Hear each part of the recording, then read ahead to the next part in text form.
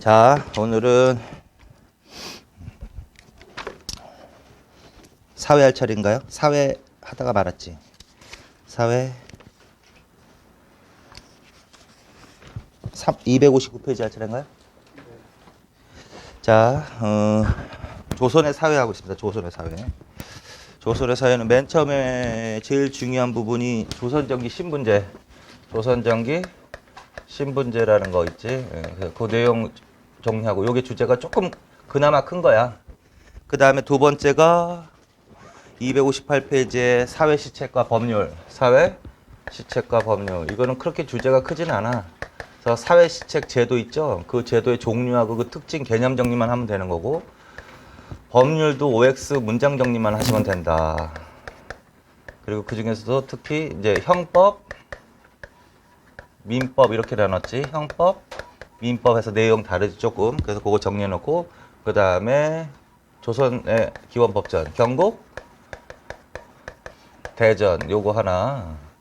이거 뒤에 그 외우는 그 변천된 순서는 외우시라고 그랬죠. 어떻게 외우라고 그랬어? 속, 통, 이렇게 읽어버릇하라고 그랬지. 이거 왕 바꿔 나온다고. 그래서 바로 읽으라고 그랬지. 속대전, 통편, 회통. 그거 반드시 외우시라고. 조선후기의 영조 잘 물어보잖아. 영조하고 정조하고 흥선대원군 잘 물어본단 말이야. 그 문제 나올 때 바꿔낸다고. 자, 그래서 만약에 이런 왕들 나올 때 법전이 나왔으면 그거부터 보라고. 그거부터. 바뀌었으면 그냥 무조건 그건 틀린 거야. 속, 통, 회, 영종조, 흥성대원군. 그 다음에 오늘 하실 거 259페이지 조선정기 향촌사의 모습. 여기도 개념 정리만 좀 해. 개념 정리만. 자, 조선시대 향촌사회 줄만 쳐놓고. 자, 향촌은 어디와 대칭되는 개념이다? 중앙과 대칭. 그렇게. 중앙과 대칭. 그냥 결국은 지방이란 소리야. 자, 중앙이 있고 뭐가 있다? 지방이 있다. 그리고 생각해 보시면 지방을 행정구역을 나눈 거지. 전국을 몇 개로 나눴어? 쓰지 일단 크게. 이거 다 공부한 거야. 전국을 크게 8도로 나눴지. 그 다음에 그 밑에 부, 목, 군, 현을 설치했지. 그 다음에 군현 밑에는 뭐라고 한다? 촌락이라고 한다. 여기에는 멸, 리, 토. 이거 지방 행정구역 다시 복습 겸. 그리고 여기에는 뭘 파견했어? 관, 찰사, 감사라고도 한다. 그 다음에 여기는 통칭해서 군현단이라고. 여기 군현단이. 군현. 여기 누굴 파견했어? 수령. 세 글자로는 목민관. 이렇게. 그 다음에 면과 리의 통의 책임자는 면장, 이정, 통주 이런 식으로. 얘네들은 파견한 게 아니지 절대로. 지역민을 임명한 거지. 다시 복습. 이렇게. 그래서 중앙정부는 지방통제를 위해서 어디까지 지방관을 파견했다? 여기까지. 그래서 여기가 이제 전체가 지방사회인데 특히 여기를 무슨 단위라고 한다?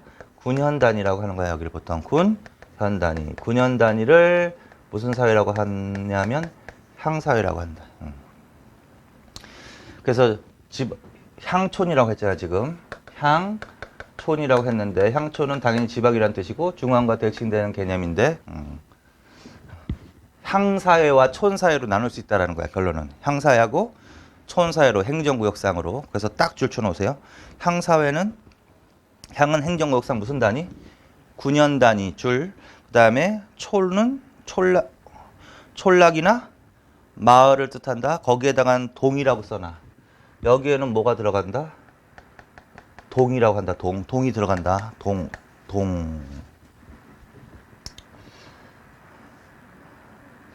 그 통이 동이라고 할 수도 있어요. 그리고 이건 오가작동법. 자, 그래서 어쨌든 향촌사회인데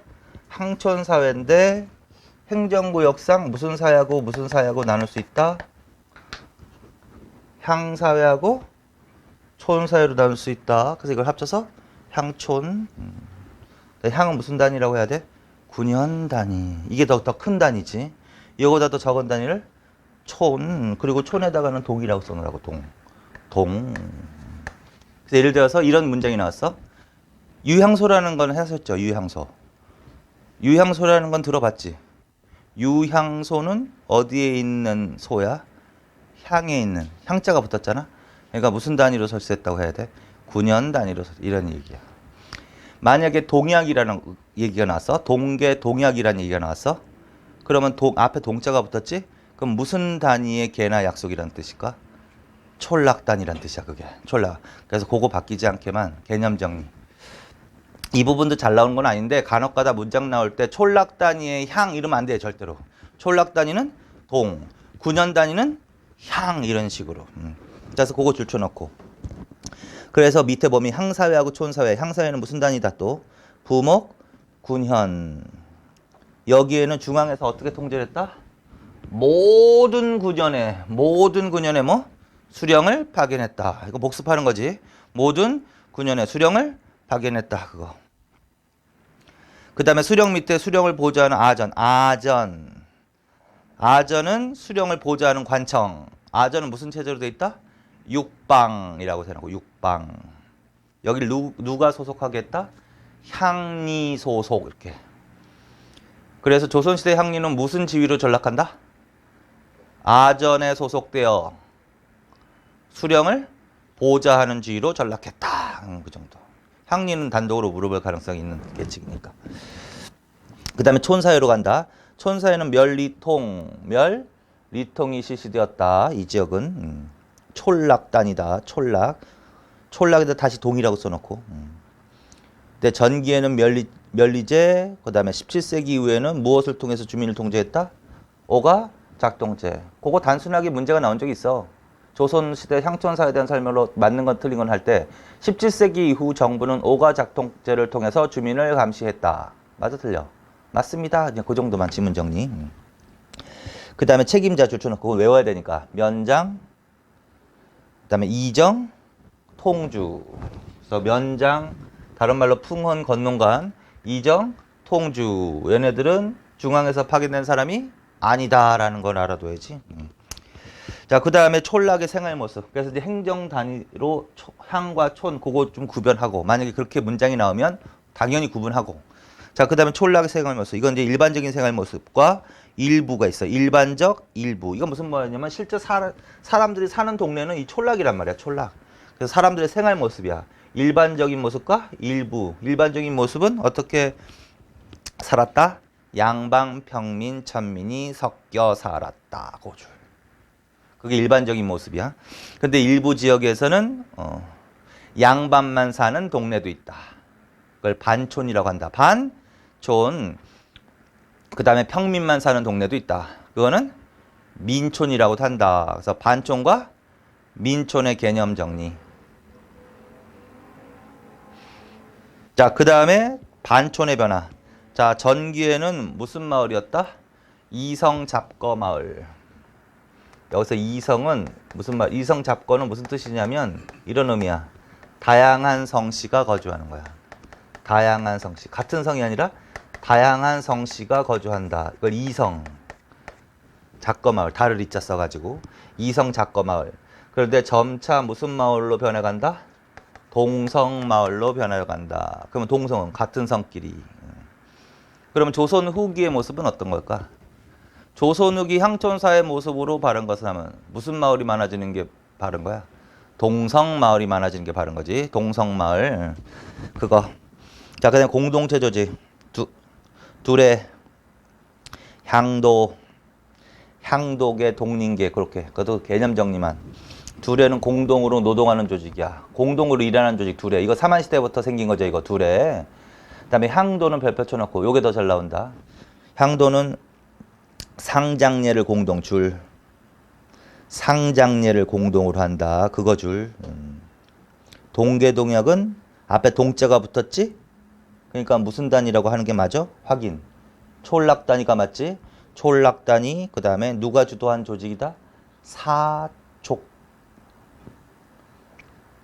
둘에나 향도는 농민들의 공동체 조직이라고 할 수 있는데 농민들의 공동체 조직이라고 할 수 있는데 양반이 주도한 조직은 뭐다? 동계? 동양. 자, 그 다음에 향독의 동리계. 이거는 생활들의 생활문화 조직. 그거 줄쳐놔. 그래서 이제 개념 정리만 하면 돼. 개념 정리. 자, 그 다음에 관원상제. 관원상제는 이제 일반 집에서 행해지는 성인식, 예를 들어서 성인식, 혼례, 장례, 제사 이런 의식이야. 이걸 관혼, 상제 이거를 유교식으로 바뀌어 놓은 걸 뭐라고 하냐면 주자가래라고 한다고. 주자가래, 주자가래줄. 자, 그래서 일반 왕실이 아닌 일반 집에서 적용되는 관홍상제와 관련되는 유교적 의식을 뭐라 그런다? 주자가래 그거 줄쳐놓고 그 다음에 혼례는 전기에는 여자가 친정집에서 아이를 낳아 기르다가 시집으로 오는 것이 관행이었다. 부계와 모계를 모두 고려한 가족제도. 점차 첩손에 대한 차별이 심한 그거 다 줄쳐놓으세요 연필로. 이거는 이제 무슨 주제 할 때 물어보냐면 조선시대 혼인과 가족제도 이렇게 할 때 물어볼 때 쓰는 거거든. 근데 지금 어느 시대라고 했어요? 전기라고 했지. 전기에는 어느 시대하고 좀 비슷하다. 고려시대하고 좀 비슷하다. 그래서 이것도 개념 정리만. 그 다음에 장례 이건 한번 읽어봐. 자, 그 다음에 국가의식 이것도 종묘에 대해서 개념 정리만. 이것도 종묘는 뭐 하는 곳이다? 왕실 조상의 신이 제사. 그러니까 종묘는 왕실 조상들 모셔놓고 제사 지내는 곳을 종묘라고 하는 거야. 종묘 세계문화유산이고 그 다음에 사직은 토지신과 곡식신 제사 이렇게. 그래서 보통 드라마 보면 뭐 종묘 사직 이런 얘기 나오잖아요. 그래서 종묘는 왕실의 조상, 왕과 왕비들 종묘 조상들 모셔놓고 제사 지내는 곳이고 사직은 토지신과 곡식신을 모셔놓고. 이건 무엇과 관련이 있을까? 농사와 관련이 있다는 소리겠지 이거는. 그 다음에 단군에 대한 제사. 자, 평양줄, 단군사당 숭령전줄, 명사신이 조선 올 때 참배줄. 이게 이제 15세기 사상적 특징인데 자, 옆에다가 고려시대에 이런 얘기가 나온단 말이야. 한 번 더 본다고 그랬는데 고려시대 평양 옆에다가 고려 숙종 때 평양에 기자사당을 건립합니다. 기자사당을 건립합니다. 평양이라는 동네는 좀 의식하고, 평양은 옛 고구려의 수도 맞지? 평양에 기자사당을 모시고 제사를 지내는 때가 고려 숙종 때부터야. 고려 숙종 때여서 이 지문 하나 알아두시고 기자사당. 그리고 여기 이거는 숭인전이라고 했어. 숭인전이라고 했어. 숭인전. 그리고 이 기자라는 사람은 어떤 의미가 있는 사람이냐면 기자는 우리의 조상으로 모시는 게 아니라 유학자들이 전체적으로 교화의 임금. 우리가 원래 오랑캐였는데 기자가 우리에게 유교식 문화를 전해주면서 문화국가로 문화를 가르쳐줬다 이런 식으로 해서 교화의 임금으로 모시는 분이야. 이건 이제 고려시대부터 그렇고 조선시대도 그래. 조선시대도. 그런데 15세기 몇 세기냐면 지금 조선 전기야. 특히 15세기 15세기에는 평양에 동네에 뭘 하나 더 건립하는 거냐면 단군사. 이건 쓸 필요 없는 거지. 지금 그거야. 단군사당을 건립한다. 하나 더. 그 다음에 이걸 무슨 전이라고 했다? 숭령전이라고 했다. 숭령전. 그리고 당연히 이 단군이라는 사람은 어떤 의미가 있다? 단군은 우리 민족의 시조로 모시는 거야. 우리 민족의 시조. 국조. 우리 민족의 시조다. 이렇게. 그리고 여기에다 그래서 결국은 원래 평양에 기자사당이 있어서 제사를 지냈는데 15세기에는 여기에 하나를 더 설치하는 거지. 무슨 사당을? 단군사당을 건립하고 누가 참배하도록 했다? 명나라 사신이 올 때 참배하도록 또 했다. 그래서 15세기에는 기자사당도 있지만 뭐 단군사당을 줬다. 이게 사상적인 특징이야. 무슨 말이냐면 기자는 중국 사람이거든. 중국 사람. 교화의 임금이고. 그러면 기자를 강조한다는 것은 우리나라의 민족의식을 고취하는 것과는 별로 관련이 없겠죠. 중국 사람인데. 이건 좀 중국 중심의 사고방식이겠지. 그런데 이걸 국조. 단군을 강조한다는 얘기는 뭐야? 민족의식 고취하고 관련이 있단 말이야. 그래서 이 문화편에서 한 번 더 볼 건데 그래서 이 문장도 잘 나오니까 이 한 문장 하나 알아도. 근데 이걸 더 추가해서 한 거야. 자, 고려 숙종 때 평양 기자사당. 근데 15세기에는 거기에다가 뭘 하나 더 건립한다? 단군사당. 15세기. 그래서 이게 더 중요해. 15세기. 그래서 민족의식 고취와 관련이 있다. 이렇게 해서 15세기가 그런 시대거든. 그래서 그건 좀 의미가 있으니까 보고. 그 다음에 민간 신앙으로 황해도 고열산 삼성사 줄초나 황해도 고열산 삼성사의 삼신숭배 줄. 그래서 15세기의 사상적 특징할 때 잘 나오는 게 하나 더. 민간 신앙이 하나로 이것도 고려시대부터 있었던 거야. 황해도 고열산 삼성사라는 사당에서 민간인들이 누구를 숭배했다? 삼신 숭배 사상이 있었다. 삼신 숭배. 이거 민간 신앙 하나. 그래서 삼신 숭배 사상. 근데 이건 민간 신앙인데 이걸 국가가 어떻게 했냐면 수용했다는 거지. 국가가 이걸 수용해서 이 지역을 성역화하고 삼신에 대한 제사를 국가에서 지난 거야. 그러니까 민간 신앙을 국가가 어떻게 했다? 흡수했다 이런 얘기지. 그래서 이 두 가지 지문 정도는 지금 미리 한 번 더 보세요. 이거 사상편에서 나오거든. 이게 몇 세기의 사상적 특징이다? 15세기의 사상적 특징이다. 그러면 이런 말이 되는 거지. 15세기에는 민족의식이 강조되던 시기다. 맞을까 틀릴까? 맞다. 그걸 제일 잘 물어봐 15세기가. 그 다음에 15세기에는 성리학 이외의 다른 사상도 국가가 필요하다면 수용하는 시기였다. 맞을까 틀릴까? 맞다. 그래서 그 민간신앙, 단군신앙, 그리고 이거 공통으로 들어가는 게 단군이야. 여기도 단군 들어갔잖아요. 그렇죠? 그래서 공통으로 들어간 게 뭐야? 단군. 그래서 결론 15세기에는 누구를 강조하는 시대다? 단군을 강조하는 시대다. 자, 그래서 그 정도를 읽어. 자, 그 다음에 척석희놀이는 개념만 그냥 돌팔매 놀이야. 척석희놀이 줄. 척석희놀이 줄. 그 자체만. 척석희놀이. 거기까지. 그래서 여기서는 제일 중요한 게 항촌사회 개념 있죠? 그걸 좀 정리해놔. 자, 그 다음에 넘기세요. 자, 16세기. 자, 16세기만 또 따로 본다. 16세기는 요새는 16세기도 따로 물어본다고 그랬지. 조선은 크게 세 가지를 항상 나눠서 하라고 그랬지.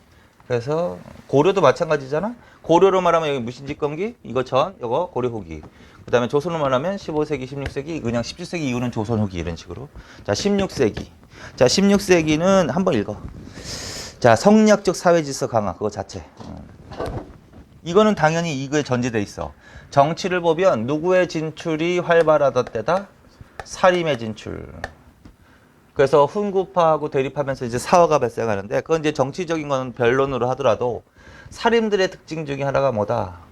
성리학을 최고로 하고 다른 것은 배척. 훈구 세력은 그렇지 않았지. 훈구 세력은 다른 것도 필요하다면 수용. 그런데 사림은 성리학만 중시해. 따라서 조선 16세기에는 물론 15세기에도 성리학이 최고지만 이때보다 이때가 더 발달하겠지. 더 발달. 그래서 사림들의 진출과 더불어 성리학이 굉장히 융성한다. 더 발달한다. 결론은. 침체한다 이러면 당연히 안 되는 거. 그러면 당연히 성리학이 발달한다는 것은 성리학적 가치가 더욱더 어떻게 강조된다. 이런 뜻하고 똑같은 거 아니야 결국은. 성리학이 발달한다는 얘기는 성리학에서 추구하는 가치가 더 발달한다는 얘기지. 그래서 몇 가지를 기본적으로 옆에다 쓰세요. 그 밑에 성리학적 사회질서 밑에다 써. 성리학이라는 학문은 기본적으로 세계관은 어떨까? 일단 이렇게 얘기하면 실리를 추구하는 학문일까? 명분이나 도덕, 의리를 추구하는 학문일까? 명분이나 대의명분, 도덕이나 의리 이런 것들을 중시하는 학문이다. 정통과 대의명분 맞지? 그래서 이런 것들이 조선후기의 대외정책에도 반영된 거지. 그래서 광해군의 중립외교가 비판받은 거지. 그래서 인조 반정 이후에 친명 배금 정책으로 나타나는 거죠. 그리고 효종 때 북벌 운동으로 전개되는 거지. 그게 다 연결될 수 있는 거야. 이게 여기서 나온 거란 말이야. 자, 그 다음에 세계관을 보자. 세계관. 성리학자들은 세계관을 뭐와 뭘로 나눈다고 그랬어? 화와 이. 그래서 이걸 무슨 사상이라고 한다? 화이사상. 화이사상. 그래서 중국을 중심으로 중궁을 화로 보고 그 다음에 조선은 소중화로 보고 나머지는 오랑캐로 본다. 그래서 화이사상이다. 그리고 조선은 소중하다. 소중화의식이다. 자, 그래서 화의사상, 소중화의식이 있다. 그래서 사상적으로. 또 이렇게 한번 해보자. 농업 중심의 학문일까? 상공업을 중시하는 학문일까? 아, 당연히 농업을 중시해. 유교적 검역한 경제관. 그래서 농본억상이 있잖아, 농본억상. 그래서 농업 중심이다. 농업 중심의 학문이다. 유교적 검역한 경제관이다. 그래서 농업을 중시하고 상공업은 억제한다. 그런데 여기서 좀 조심해야 될 거는, 그러면 농민들이 중요한 건데, 보통 자영농을 기반으로 하는 국가 경제가 있고 지주 전어제를 중심으로 하는 게 있는데, 얘네들은 지주 전어제를 선호해. 지주 전어제에서 지주제를 선호한다고. 지주제. 그러니까 지주제를 중심으로 하는 농업 중심 이렇게 가는 거야. 여기 뭐라고 하면 안 된다. 자영농 이러면 안 돼. 그래서 성리학은 지주제 중심이야. 그래서 16세기에 뭐가 발달하는 배경도 되는 거야. 지주제가 발달하잖아, 16세기부터. 생각해보면 경제적으로. 직전법 폐지 이후에. 그래서 지주제 중심 이렇게. 그 다음에 사회 질서를 보면 성리학은 평등한 사회를 지향하는 학문일까? 수직적인 질서를 지향할까? 수직적인 질서를 중시하는 거야. 수직적인 거. 그러니까 결국은 당연히 뭐야? 신분제. 신분제를 중시하는 거야. 신분제 중심. 그 중에서 이제 누가 중심이 되어야 된다고 생각할까? 얘네들이. 양반 사대부들, 양반 중심. 그러니까 사회적으로, 신분적으로도 양반이 우월한 지위, 경제적으로도 지주로서 사회를 다스려야 된다. 이렇게 생각하는 거란 말이야. 자, 그래서 대충 요 정도를 한번 해봅시다. 자, 요 정도가 바로 뭐다? 성리학에서 추구하는 가치라고. 그러면 16세기 이후에 그 다음에 조선 후기로 갈수록 이러한 현상은 더욱더 강화될 수밖에 없다. 그 중에 하나를 보는 거야. 그 중에 하나. 그 중에 하나. 자, 그래서 16세기에는 성리학이 발달하면서 신분제가 더 중시되고 양반 중심의 신분 질서가 더욱더 강화됩니다. 이런 식으로 이제 파악을 하는 거지. 자, 그리고서 이제 하나 봅시다. 성리학적 사회 질서가 강화된다. 뭐 당연한 거지. 배경은 누구의 진출 때문에 그렇다? 사림. 어떤 학문 때문에 그렇다? 성리학. 그거 두 개 줄쳐놓으시고 260페이지 하고 있습니다, 지금. 자, 그 다음에 이제 그러한 양반 중심의 신분 질서를 유지시키기 위한 대표적인 학문이 바로 그 학문이라는 거야. 무슨 학문과 무슨 학문? 예학줄, 보학줄. 자, 그래서 16세기에는 양반 중심의 신분 질서가 더욱더 강조됨에 따라서 이것을 유지하기 위한, 양반의 우월적 신분성을 유지하고 신분제도를 유지하기 위한 학문이 덩달아 발전합니다. 그게 뭐다? 예학과 보학. 그래서 학문적으로 이거는 이제 문화로 가도 돼. 자, 16세기에 특히 발달한 학문이 뭐다? 예학과 보학. 이걸 거꾸로 물어보면, 발달하게 된 배경을 이렇게 물어보면 성리학적 신분 질서, 사회 질서를 유지하기 위해서 이렇게 되는 거야. 양반 중심에 이렇게. 사람들을 물어보면 사림. 더 큰 학문을 물어보면 성리학. 이렇게. 자, 그 다음에 이제 개념 정리만 하세요. 성리학적 도덕 윤리를 강조하면서 신분 질서의 안정을 추구하는 학문이다. 신분 질서. 성리학적 도덕 윤리를 강조하면서 신분 질서의 안정. 몇 세기 들어서 특히 더 발달했다? 16세기. 몇 세기에 학문적 완성을 이룬다? 그건 좋잖아. 몇 세기? 17세기의 학문적 완성. 17세기의 학문적 완성. 그래서 결국은 그러한 문장 구조로 나오면 신분, 양반 중심의 신분 질서를 안정시키기 위한 학문으로 16세기부터 발달했다. 그러다가 17세기 학문적 완성을 이뤘다. 그럼 뭘로 간다? 예학. 그리고 17세기에 그게 예학의 전성기라고. 그래서 그 예학이 바로 정치에도 영향을 미치는 거야. 그래서 17세기 현종 때 무슨 논쟁이 일어난다? 예속 논쟁이 일어나지. 예속 논쟁. 그래서 예속 논쟁에서 관여했던 학문이 바로 예학이라는 거야. 예학. 그런데 그때 17세기면 서인과 남인이 공존하면서 대립할 때라거든. 그래서 서인과 남인은 당파적인 이해로 뭉친 애들이지만 조선시대 붕당은 학파적 경향도 띠고 있기 때문에 이 서인은 이학파라고 해도 되고, 그다음에 남이는 이황학파라고 해도 된단 말이야. 그래서 학파별로 예학의 차이가 좀 있었다. 그래서 줄초나 이거는 붕당 물어볼 때도 쓰니까. 그래서 서인은 누구? 김장생의 가래 집남.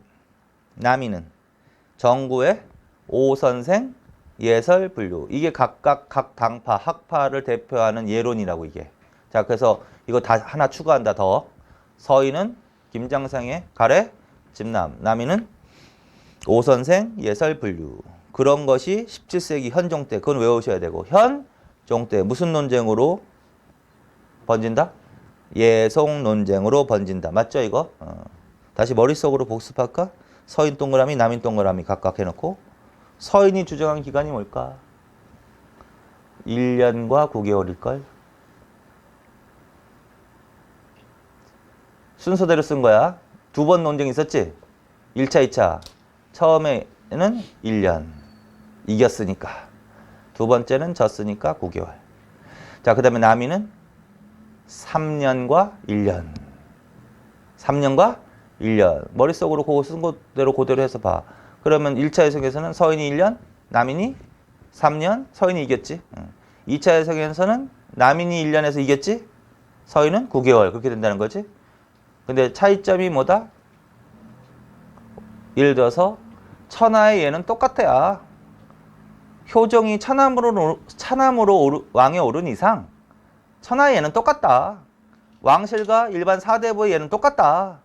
그래서 동일한 예를 적용하여야 한다. 서인이 서인. 서인. 근데 아무리 차남이라고 해도 왕실은 엄연히 일반 사대부하고 다르다. 그래서 다른 예를 적용하여야 한다.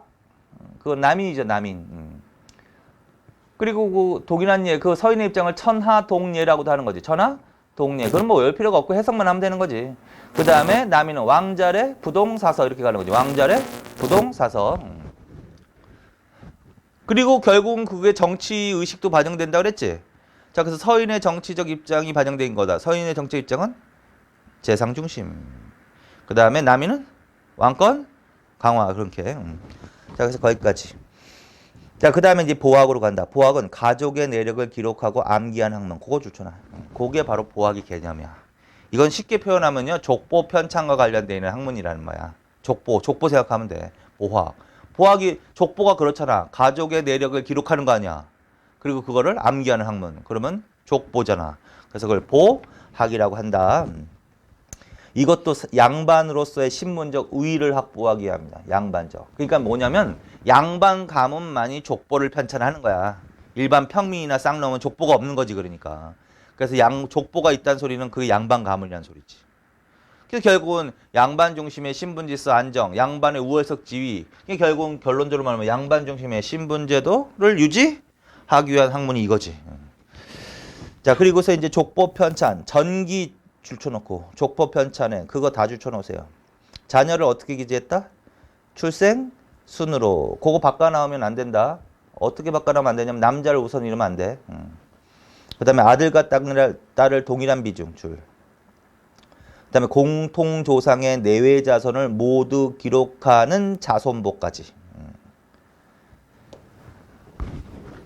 자, 그러면서 그 밑에 안동권씨 성화보라는 게 나올 거야. 안동권씨 성화보. 이거 사료지문 한번 나온 적이 있는 거야. 사료지문 반드시 읽으시고. 자, 그래서 안동권씨 성화보. 안동권씨 성화보라는 거. 자, 여기 바로 어떤 의미가 있다? 그건 외우십시오, 이거는. 현존하는 가장 오래된 족보다. 현존 최고의 족보야. 안동권씨 성화보. 이건 외우시라고 하나니까. 현존 최고의 족보. 여기 어느 때 편찬된 것으로 보인다? 성종. 그것도 성종성. 따라서 성종이라고 했으니까 전기로 풀어야 된다? 후기로 풀어야 된다? 전기로 풀어야 된다는 거야. 전기. 그래서 조선 전기 혼인과 가족제도 물어볼 때 사료지문으로 요걸 주는 거야. 안동권씨 성화보가 나왔어. 그러면 전기로 푸는 거야. 거기 나와 있는 거 한다. 자, 이 시기에 족보 편찬의 특징. 자녀를 기재할 때 자녀를 어떻게 한다? 출생 순으로 기재한다. 다시 쓰지는 말고. 똑같은 얘기지. 아들과 딸을, 자녀를 차별하지 않고 동일한 비중으로 기재한다. 아들이 더 갖는다. 그러면 안 된다. 남자를 우선적으로 기재한다. 이러면 안 된다는 거지. 그 다음에 공통의 내외 자손을 공통의 내외 자손을 기록하는 무슨 성격을 띄었다? 그걸 자손보라고 한다. 자손보. 이렇게.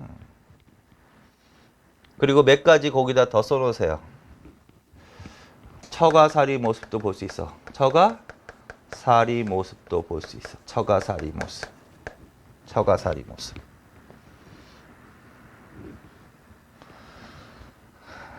재산도 남녀 균분 상속이 일반적이야. 남녀 균분 상속이 일반적이야. 아직까지는. 재산도 남자고 여자가 똑같이 나눠 받는 게 일반적이야. 그 다음에 제사도 형제가 돌아가면서 실행입니다. 돌아가면서. 나중에 한번 더 볼 거야, 이 내용. 이거 사실은요, 고려시대 때 혼인제도하고 가족제도 할 때 다 봤던 문장들이야. 조선시대 하면 나온다는 거. 그래서 어쨌든 요거 3개만 더 써놓고 이게 통으로 일단 미리 다녀. 복습하면서. 아니면 조선 후기 할 때 또 한번 이거 언급할 거야. 예습하면서. 자, 그래서 요거는 어느 시대로 가야 돼? 조선 전기로 가야 돼. 조선 전기. 자, 그래서 안동것이 성업을 줬다는 것은 이게 성종이라는 거니까 조선 전기로 풀어야 된단 말이야. 조선 전기. 그래서 그거 하나 기억해보세요.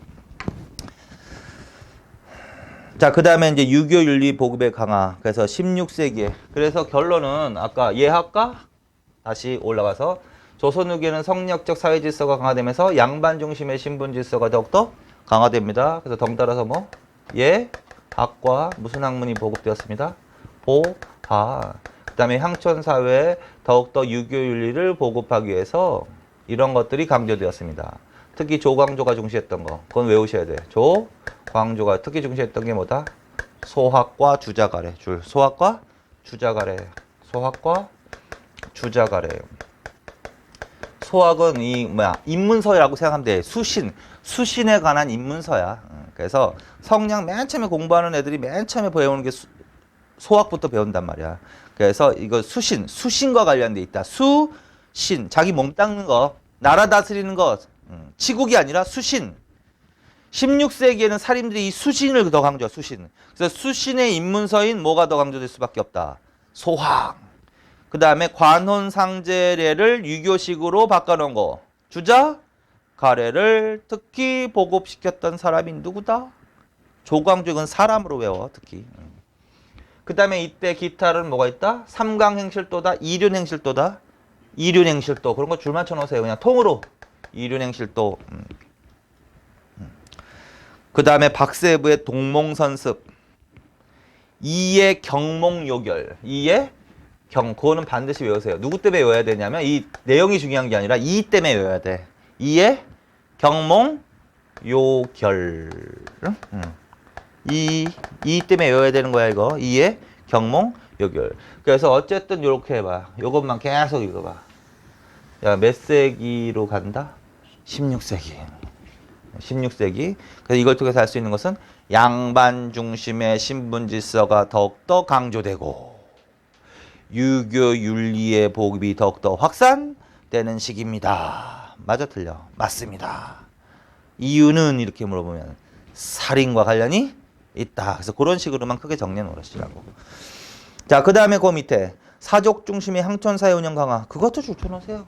그럼 뭐 양반 중심의 신분 질서가 강조된다는 것은 향촌 사회에서도 누구의 영향력이 세진다는 소리야?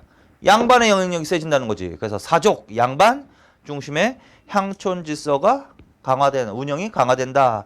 그거와 관련되는 게 대표적인 뭐다? 박스 안에 일단 다 쫓아놓으세요. 향안, 향규, 향회, 동계, 동약, 향약. 그렇게 일단 크게 보는 거야. 크게 1차적으로는 이런 단어가 나왔을 때 공통적으로 의미하는 바가 뭐냐라는 거야. 공통적으로 의미하는 바가 뭘까? 누가 주도하는 것일까? 사족. 사족들이 주도하는 거란 말이야. 사족. 그러니까 양반 중심에 이게 들어가야 돼. 양반, 사족, 중심에 이렇게. 그럼 이게 활성화된다는 얘기는 뭐야? 사족이 주도하는 거니까 이게 활성화된다는 얘기는 사족의 영향력이 그만큼 세진다는 소리지. 그래서 향촌 사회에 있어서 사족의 영향력이 뭐 세진다 이런 의미를 말한다. 그래서 그렇게 크게 이해하고 이제 하나씩 봐. 자, 일단 다시 아까 확인한 거. 향자가 붙으면 무슨 단이라고 그랬지? 군연단이라고 해야 돼. 동자가 붙으면 무슨 단이라고 그랬지? 촌락단이라고 해야 돼. 그래서 다시 항상 생각하면서. 그리고 이제 개념만 정리해 놓으세요. 지방사족들은 향안을 작성하고 향안을 작성. 향안에다가 명단, 사족 명단이라고 써놔. 사족 명단. 그래서 제지사족. 지방에 있는 사족. 사족은 양반이라고 그랬지. 제지사족의 명단을 작성한다. 양반들은. 명단. 그걸 뭐라 그런다? 두 글자로? 향안이라고 향안. 향안. 그 다음에 스스로 규칙을 만들어. 운영규칙. 그걸 향규는 운영규칙. 운영규칙. 규칙 그냥 규칙. 그 다음에 향회. 회는 모임이겠지? 이거는 사족들의 회의야. 회의. 회의. 그래서 그렇게 해서 이제 서술형으로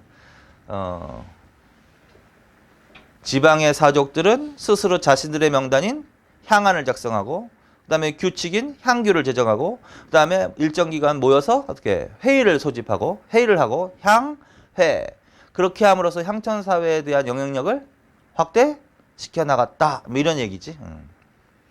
그런데 그런 것들이 이제 15세기부터 있었던 거야. 그거는 15세기 때 있었던 건데 어느 때 가면 보편화된다? 임진왜란을 전후한 시기에 보편화된다. 그것도 줄 쳐놓으세요. 맞아 틀려? 맞습니다. 그냥 그렇게 문장만. 자, 그 다음에 동계 동약으로 간다. 반드시 이거는 무슨 단위라고 해야 된다? 촌락 단위. 동자가 붙었으니까 향자가 붙었으면 군연 단위. 그럼 이렇게 되는 거지. 사족들은 군연 단위로는 향을 통해서, 그치? 촌락 단위로는 동을 통해서 영향력을 행사했다. 이런 얘기가 되는 거죠. 그 다음에 향약. 향약은 별표. 그 안에서도 별표. 이건 단독으로 나온단 말이야. 향약. 그러니까 단독으로 표시할 필요가 있어. 그래서 작성하고 그 다음에 운영 규칙을 제정하고 그 다음에 회의를 소집해서 그 다음에 촌락 단위의 동계 동양.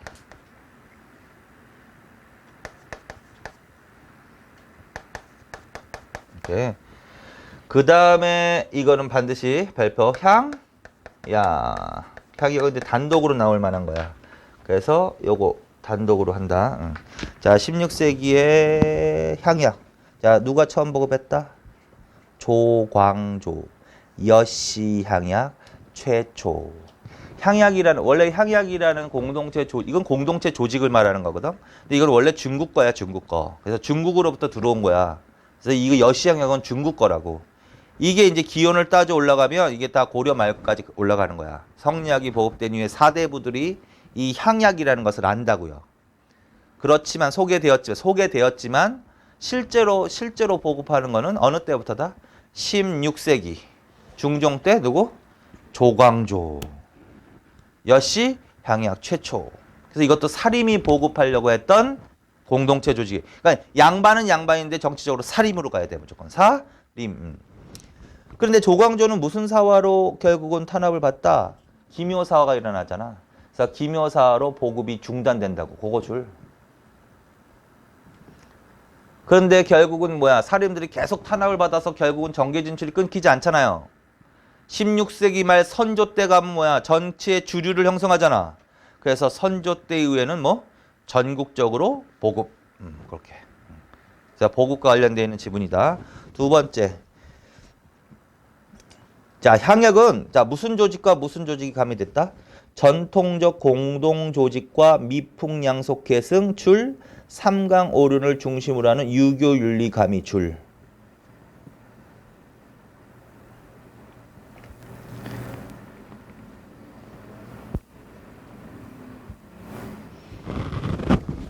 자, 그러니까 향약이라는 건 공동체 조직인데 뭐 향약뿐만이 아니라 우리나라도 향약은 아니라도 원래부터 공동체 조직이 있다 없다? 아, 있다. 그래서 전통적인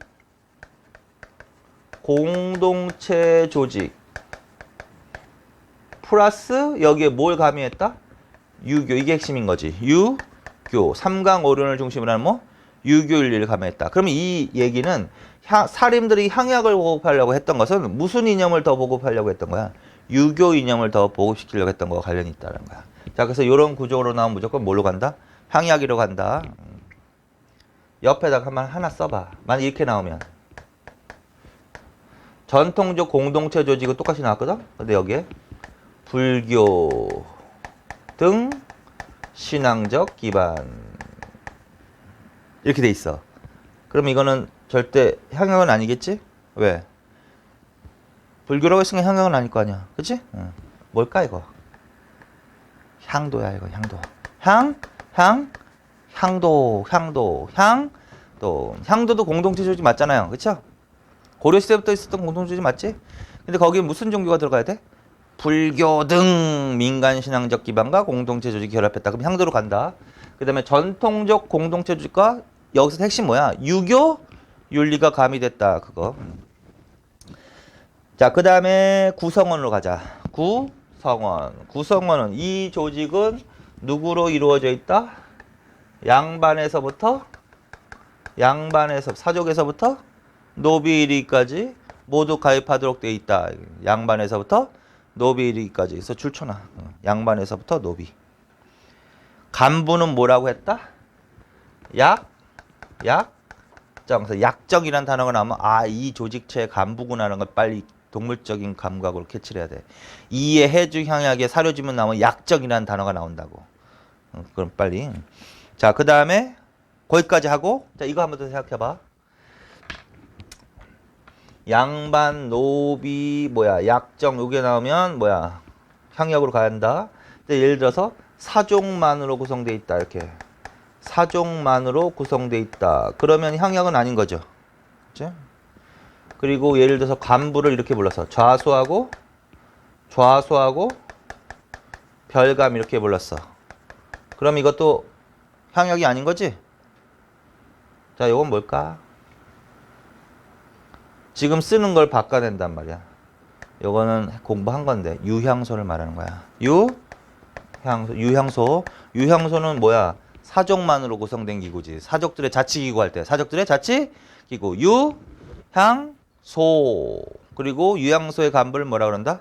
좌수하고 별감. 그래서 향약 문제 낼 때 이런 지문들이 막 틀린 지문으로 들어가는 거야. 그러니까 그런 것들을 비교하라는 거지. 이렇게. 이건 뭐 그냥 안 써도 되잖아. 그 유향소 앞에 유형 다시 한번 찾아보면 되는 거잖아. 근데 어쨌든 그것만 써놓으면 되지. 유향소와 구분 이렇게만 써놓으면 나중에 구분 찾아보면 되잖아. 자, 어쨌든 쓰든. 자, 그리고서 이제 기능은 다 줄쳐놓으세요. 일단 풍속교화, 질서유지, 치안, 사족의 지위 강화 등 줄. 비슷하긴 비슷한데 예를 들어서 수령을 보좌하고 향리를 규찰하며 풍속을 바로잡는 일, 풍속 교정. 비슷비슷은 하지, 그치? 요거는 나오면 요건 유향소. 요거 유향소.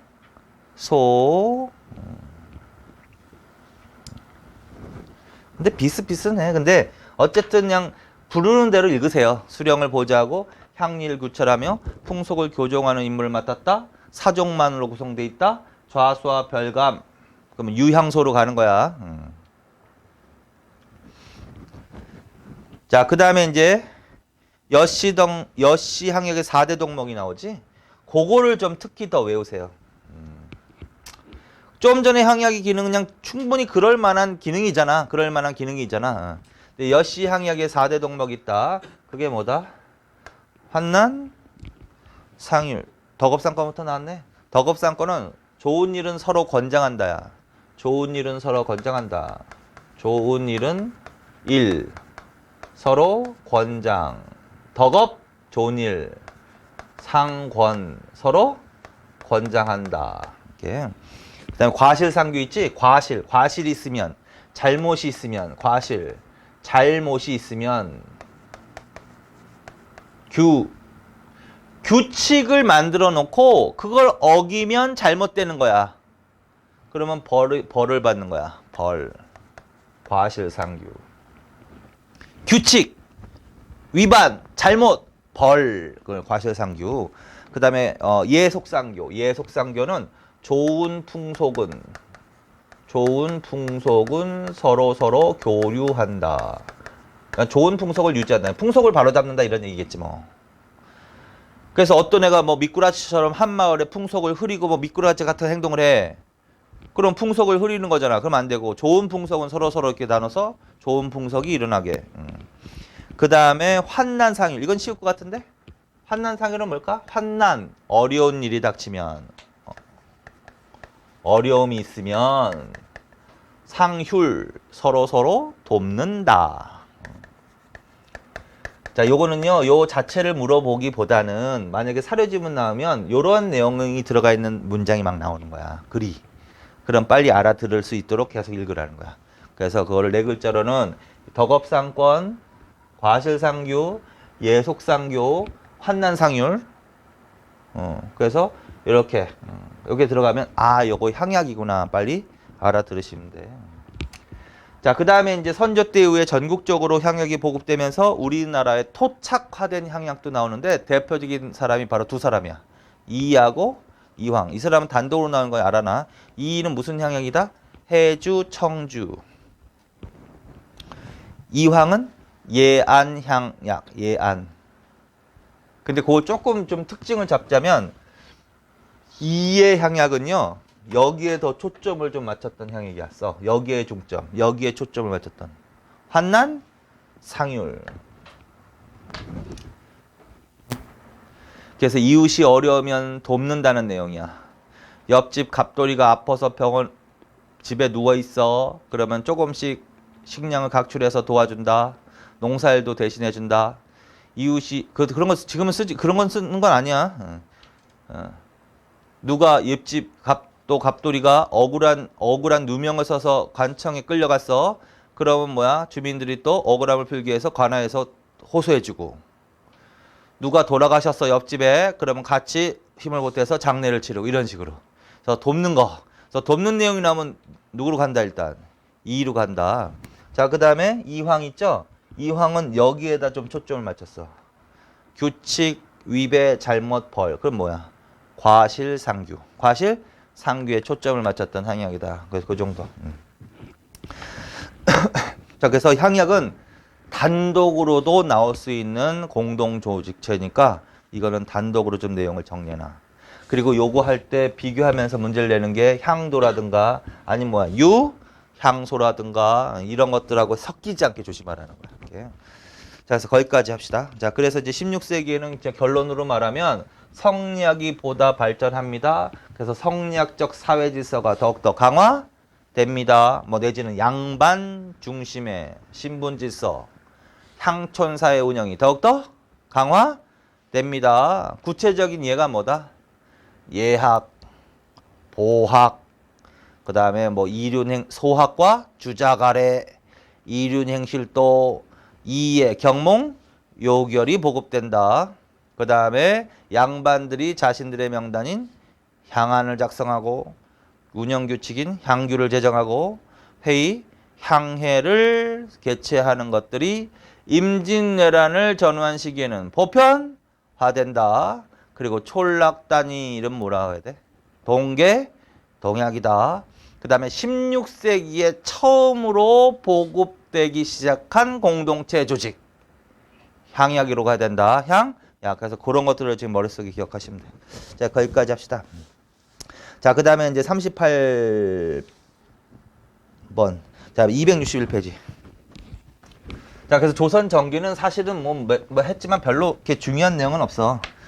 자, 조선 후기가 좀 더 정확히 정리해야 될 게 문제가 좀 주제가 좀 많아. 자, 조선 후기 이제 찌그러뜨립니다. 여기 16세기야 여기까지. 그 다음에 조선 후기 17세기 이후. 자, 조선 후기 먼저 첫째 뭐 신분 구조에 대해서 신분제의 변화 내용, 신분제의 변화 내용.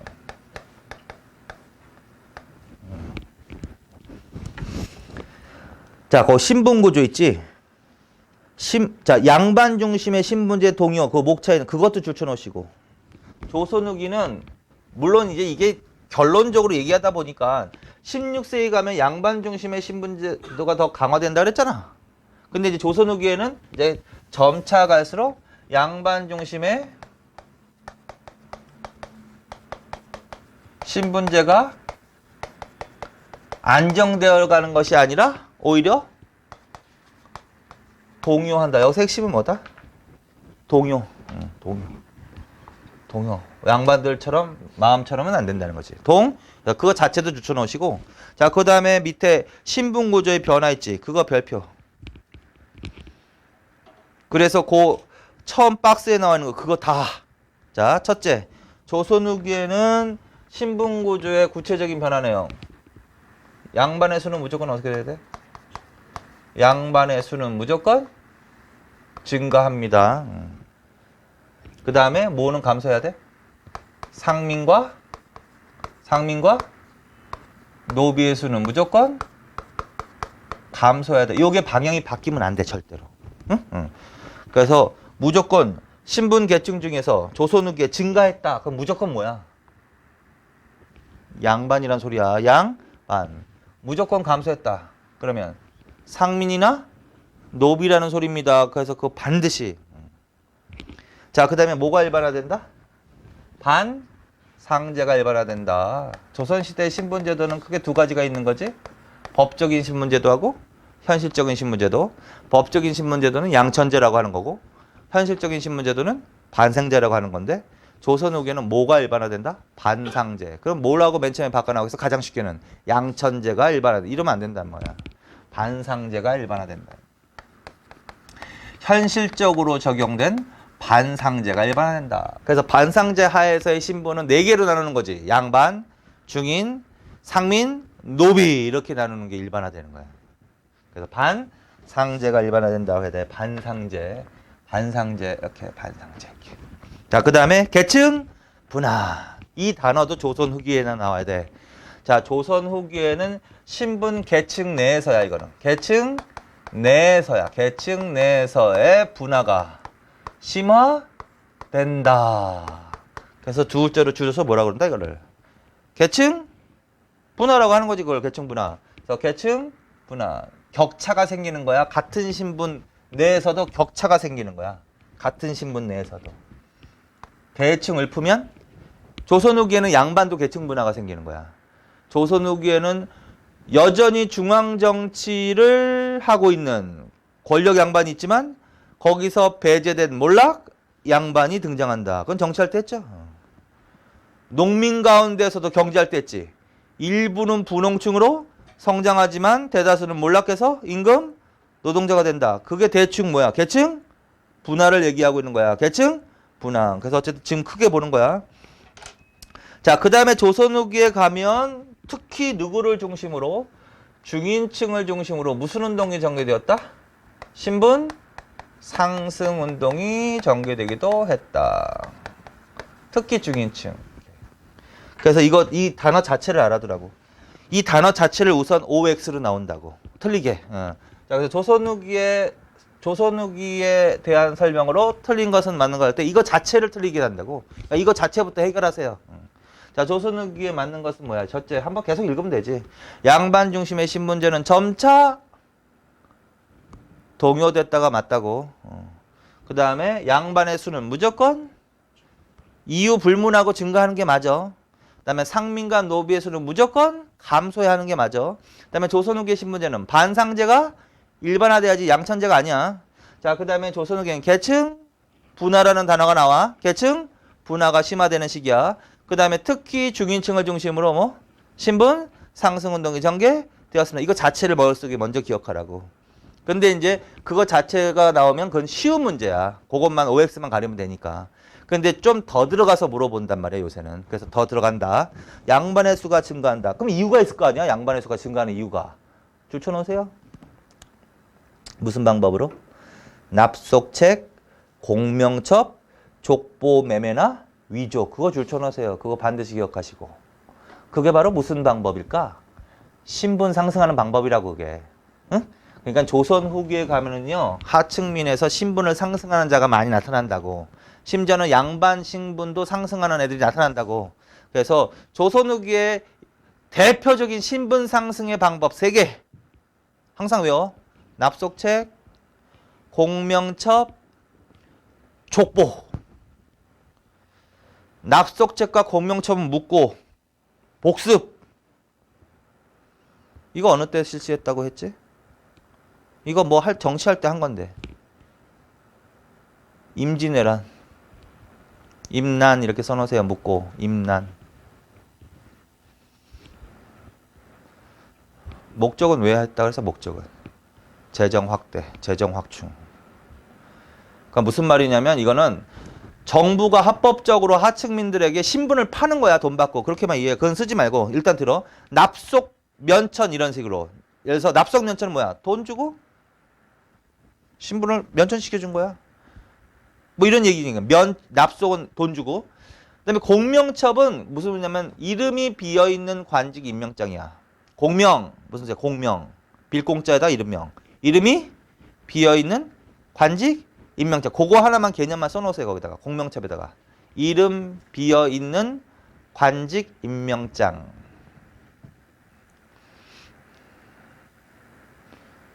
그걸 뭐라 그런다? 3글자로 공명첩.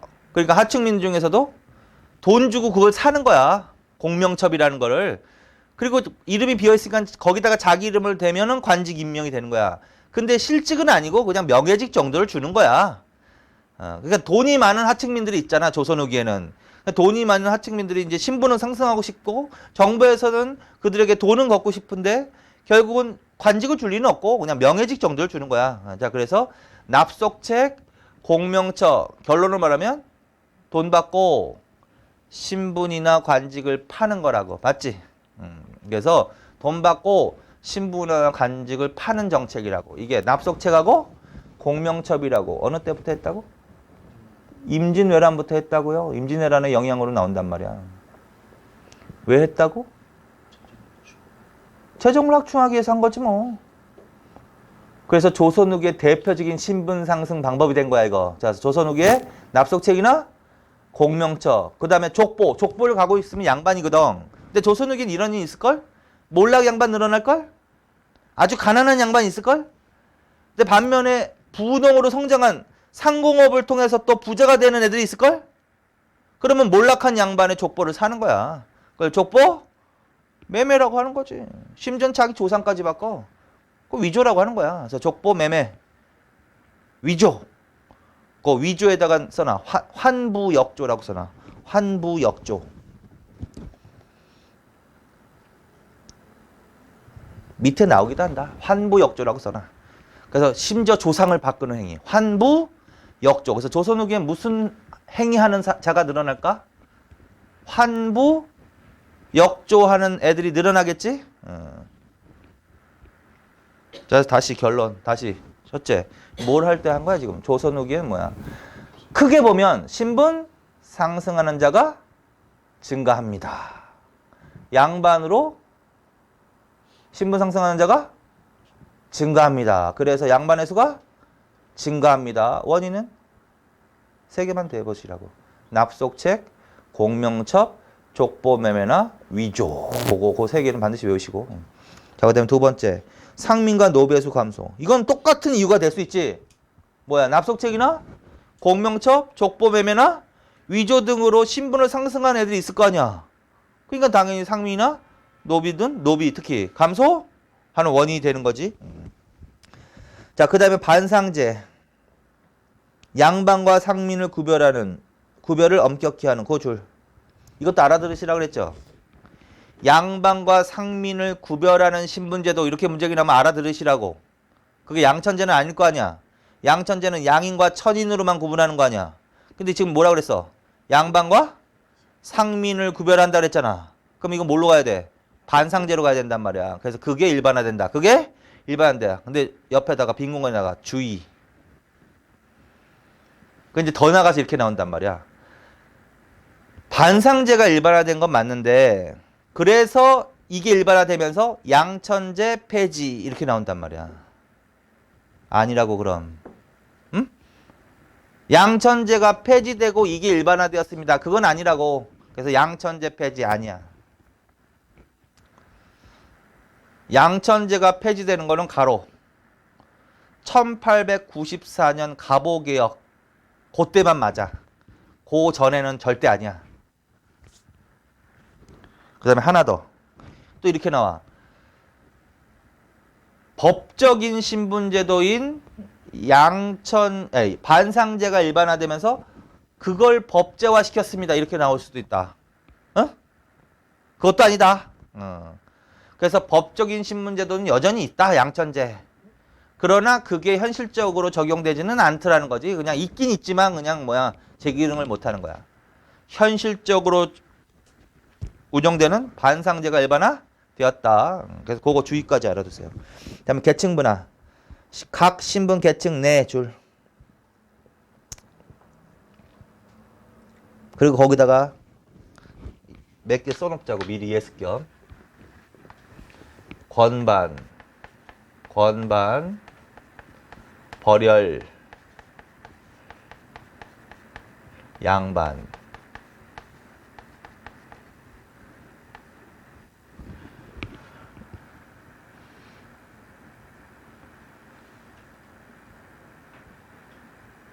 하고 향반, 잔반 이렇게. 그 다음에 요호부민,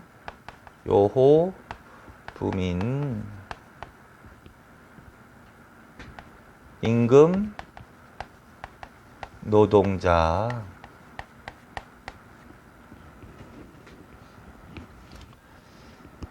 도고, 선대제, 독립, 수공업. 이렇게 한번 써보자고. 이건 이제 경제할 때 다 했던 거지, 그치? 이거는 이제 처음 듣는 용어일 수도 물론 있지만. 자, 지금 여기 나야 되는 게 뭐냐면, 이게 구체적인 무엇의 내용이다. 계층 분화의 내용이야. 신분적으로 나눈다면, 얘네들은 누구의 계층 분화일까? 양반. 양반이 조선에게 이렇게 나눠진다는 거야. 권력 양반이고 얘네들이 몰락 양반이야. 몰락? 양반. 야, 이거는 누구의 계층 분화를 말하는 걸까? 농민. 일부는 부농층으로 성장한다. 근데 대부분은 임금, 노동자. 그러니까 농민의 계층 분화 말하는 거야. 자, 도고는 뭐라 그랬어? 도고가 뭐라 그랬지? 독점적 도매상인이지. 도매상인. 그래서 상업 활동을 통해서 상인들 간에도 빈부의 격차가 심해지겠지. 그 중에서 이제 거상으로 성장하는 애들이 얘네들이겠지. 도고. 이건 상인의 계층 분화. 상인의 계층 분화. 그 다음에 선대제 독립 이거 수급할 때 상인의 주문에 의해서 만드는 애고 얘네들은 독자적으로 만드는 애고 누가 더 규모가 큰 거야? 얘네가 규모가 더 커야지 이런 게 가능하지. 이건 누구? 수공업자의 계층 분화라고 할 수 있는 거야. 확대시켜서. 보통 교과서에만 여기까지만 나오지만 이것도 다 거기 안에 포함될 수 있는 거야. 자, 그래서 조선 후기의 이런 현상도 자체도 알아두고 이런 자체도 알아두고 이게 제목이 뭐다? 계층 분화가 심화되었다. 좀 더 할 일이 있을 거야 나중에. 자, 그래서 그거 끝이. 그 다음에 나머지 읽으세요. 자, 그래서 요 문장 있죠? 요 문장 굉장히 잘 나오는 거야. 그래서 조선후기의 신분제도의 변화 있지? 일반적인 특징. 요것도 반드시 기억해 놓으시고. 그 다음에 양반 사회의 변화까지만 하고 좀 쉬자고. 자, 양반. 자, 조선후기의 양반. 여기 안에 다 들어가 있는 거지. 조선후기에 뭐가 일반화된다? 반상제가 일반화된다. 양반과 상민을 구별하는. 조선후기의 양반에서는 무조건 어떻게 해야 된다? 증가해야 된다. 뭐 다 들어가는 거야? 자, 근데 조선후기 양반의 개념. 양반은 본래 무엇을 아울러 부르는 지칭하는 명칭이었다? 문무반을 아울러 지칭하는 명칭 줄. 근데 조선 후기에는 누구까지도 양반이라고 부른다? 그 가족까지도. 그 줄. 그거 반드시 구분하세요. 정기의 양반이란 누구만을 말하는 거야? 문반과 무반만을 말하는 거야. 그러니까 현직 관리만을 말하는 거라고. 문반과 무반, 관직 개념이라고. 관직 개념. 관직. 그래서 합쳐서 양반이라고 부른 거야, 원래는. 따라서 이거 했잖아. 전개 양반은 성찰 쓴 신분이냐고 세습 신분이냐고. 성치 신분의 성격을 띄었다고. 성치 신분. 그래서 본래 거기다가 성치 신분 이렇게 해도 되지. 근데 그건 조선 전기의 특징이지 후기의 특징이 아닌 거야. 조선 후기에는 뭐라고 불러? 누구를 양반이라고 하는 거야? 문반과 무반만을 부르는 게 아니라 거기에 누구까지도 포함해서 가족까지도 포함해서 전체를 뭐라고 그런다? 양반. 이걸 더 확대하면 그래서 이거를 뭐야? 문중, 뭐 종중, 친족 집단 이렇게 하는 거지.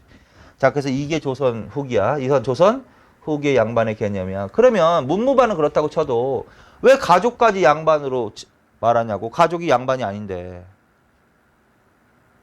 어떤 애가 태어났어. 문반, 무반의 아들로 태어났어. 그러면 전기에는 뭐야? 양반이라고 안 했다고. 자기 아버지가 양반이지. 근데 조선후기는 자기도 양반이라고 부른다고. 그래서 이거는 무슨 신분으로 바뀐 거다? 세습 신분으로. 세습 신분으로. 세습 특권 신분층. 세습 신분. 특권 신분이라는 것은 당연히 양반은 특권층이기 때문에. 양반은 군포를 낸다, 안 낸다? 안 낸다. 세금을 거의 안 낸다. 군포를 안 내는 특권 신분층에서 결론 하나. 자, 조선후기의 양반은 무슨 신분층으로 바뀌어간다? 세습 특권 신분층으로. 양반 플러스 가족까지. 그래서 그거 하나. 자, 그 다음에 두 번째. 군포도 부담하지 않아. 그거 줄쳐놨어요. 반드시. 그래서 상민층과 구분되는 특권 신분층으로 변화되었습니다. 그럼 생각해봐. 군포를 부담하지. 양반들은 군역을 담당하지 않는 거지. 그러면 상민들의, 농민들의 군포 부담이 과해지겠지. 그렇잖아. 생각해보면 얘는 군포를 안 낸다며. 상민은 내야 된다며. 그럼 군포를 안 내는 애들이 늘어난다는 소리 하잖아. 그리고 얘네들은 줄어드는데. 그럼 결국은 얘네들의 세부담이 증가할 거 아니야. 그럼 군포를 안 내니까 얘네들의 군포 부담이 더 심해질 거 아니야. 그래서 농민들의 군포 부담을 줄여주기 위해서 그 정책이 나오는 거지. 균역법. 균역법. 그래서 어쨌든 생각만 하라고 하지. 군포 부담. 자, 그 다음에 조선 후기 양반들이 뭐가 한다? 계층 분화한다. 계층 분화. 자, 계층 분화는 미리 썼어. 무슨 반과 무슨 반으로 계층 분화되는 거야? 권력 양반이야. 줄여서 권반. 벌열 양반이라고 돼. 그러나 대다수의 양반들은 뭐야? 몰락해서 향반이나 잔반으로 전락한다. 원인이 뭐다? 무슨 말이냐면 조선 정계는 양반의 수도 적었거니와 양반하면 다 정치를 했다고. 다 중앙 정치를 했다. 거의 대부분이. 근데 조선 후기에는 붕당 정치가 이게 대립이 심해지면서 모든 양반이 다 중앙의 권력을 잡지 못한다는 거지. 그러면 대립이 심해져서 어느 한 당의 권력이 독점되는 현상이 바로 여기 영향을 미칠 수 있다는 거지. 일당 전제화. 일당. 그래서 일당 전제화 현상이 나타나면서 이때부터는 공존을 추구하는 게 아니라 죽기 살기로 싸우는 거 아니야. 이기면 중앙의 권력을 잡고 있는 거고 패하면 이제 중앙에서 배제되는 거. 몰락 양반을 전락하는 거 아니야. 그래서 일당 전제화 현상. 일당이 권력을 독점하는 현상. 19세기엔 더 할걸? 19세기에는 소수 가문이 권력을 독점할걸? 소수 가문이 권력을 독점하고 얘네들을 제외한 나머지는 다 몰락하는 거야. 자, 그래서 결국은 일당 전제화나 소수 가문의 권력 독점, 요거는 무엇의 원인이 되었다? 양반의 계층 분화의 원인이 되었다. 그러면 의도적으로 일당 전제화를 물어봤어. 이게 나올 수도, 내용적으로는 이게 나올 수도 있고. 그러면 이 일당 전제화가 나타나게 된 계기에 대한 사건을 물어볼 수도 있는 거 아니야? 그게 바로 숙종 때 일어났던 무엇을 계기로다? 경신환국. 경신환국. 그래서 경신환국 계기로 이게 나타났으니까, 그러니까 경신환국을 물어볼 수도 있는 거야.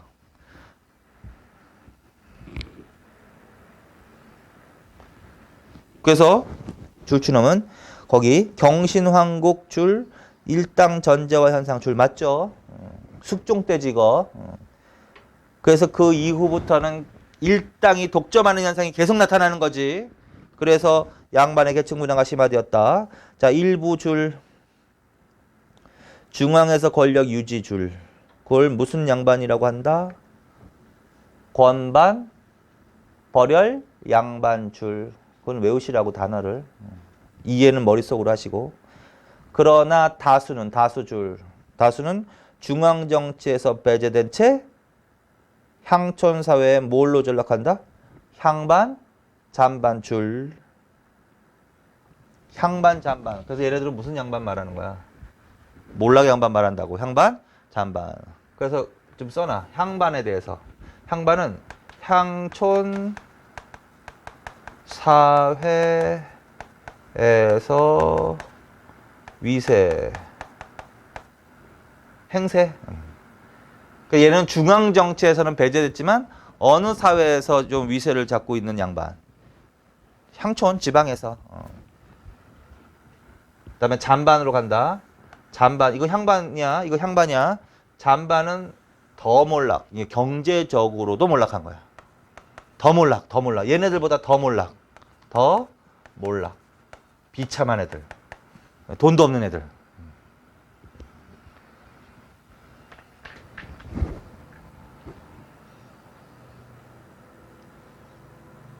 그래서 결론은 조선 후기에 무슨 양반이 많아지는 거야? 향촌 사회. 몰락 양반이 많아지는 거지. 몰락 양반이 많아진다. 그리고 밑에 몰락 양반은 주로 어디에도 종사하게 된다. 생산 활동에도 종사. 그것도 반드시 줄쳐놓으세요. 그전에는 양반은 뭐야? 생산 활동에 종사하지 않는 게 양반이잖아. 근데 조선 후기에는 뭐야? 생산 활동에도 종사한다고. 농업, 상업, 수공업 등. 그래서 심지어 양반 중에서도 뭐야? 농사 짓는 양반이 나와. 소장농도 나와. 양반 중에서도. 장사하는 양반도 나와. 배짜기 하는 수공업에 종사하는 양반들도 나와. 그래서 일하는 양반들이 나온다. 그럼 어느 시대로 가야 된다. 무조건.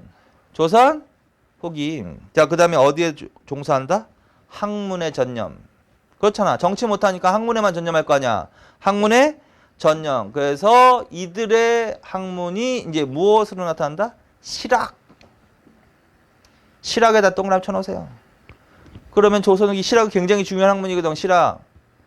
자, 그럼 조선 후기 실학은 주로 누구의 학문이었던 거야? 주로 몰락 양반들의 학문이었던 거야. 자, 그 다음에 얘네들이 좀 불만이 있었겠지?